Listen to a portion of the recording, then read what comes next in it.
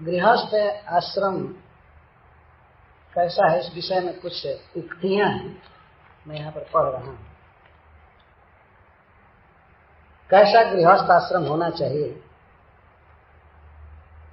न्यायार्जित धनस्तत्व ज्ञान निष्ठो तिथि प्रिय शास्त्रविद सत्यवादी च गृहस्थोपि विमुच्यते।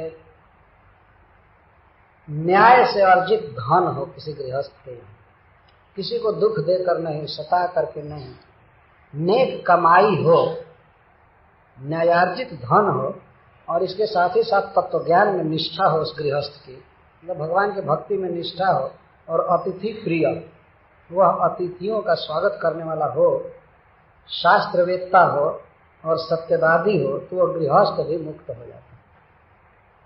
गृहस्थों की विमुच्यते, ये अपी शब्द से लग रहा है कि गृहस्थ जल्दी मुक्त नहीं होते हैं लेकिन अगर ऐसा हो तो वे भी मुक्त हो जाएंगे।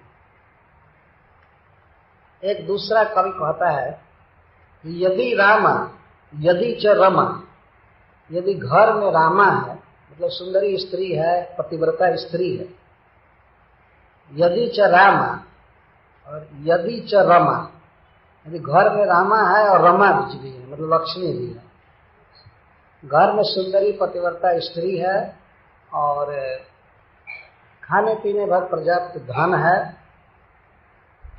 यदि च तनयो विनय भी गुणोपेता, और पुत्र विनयी है, माता पिता का भक्त है, अनुगामी है, और तनयोत्पत्ति, और अपने पुत्र को भी पुत्र हो जाए, तो क्या स्वर्ग में इंद्र के नगर में इससे भी अधिक कुछ है क्या? अर्थात नहीं, सुरवर नगरे किमाधिक्यम।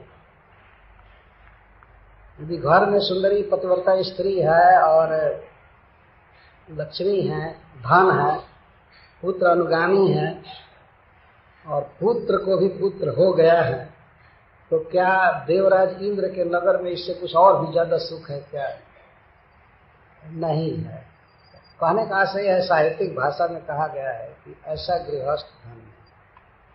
एक दूसरे श्लोक में कहते हैं, सानंदम सदनम सुताश्च सुधियः कांता न दुर्भाषिणी सन्मित्रम सुधनम स्वजोषितिरति चाज्ञा परः सेवकः आतिथ्यम हरिपूजनम प्रतिदिनम मृष्टान पानम गृहे साधो संगमुपासते हि सततम धन्यो गृहस्थाश्रमः। एक कवि कहता है धन्य है गृहस्थ आश्रम। क्यों धन्य है?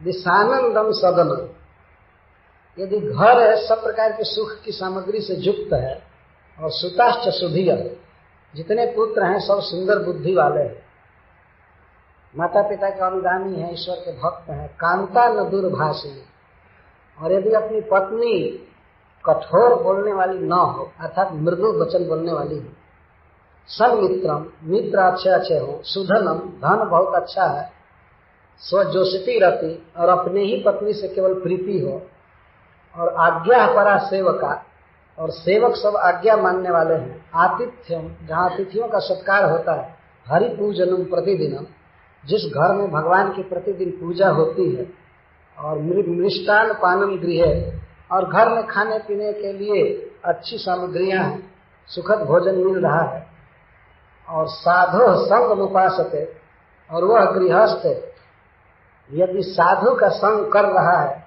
तो ऐसा गृहस्थ आश्रम धन्य है। धन्यो गृहस्थ आश्रम। ये सब गृहस्थ को चाहिए कि कर, बहुत ही सीखने की बात है।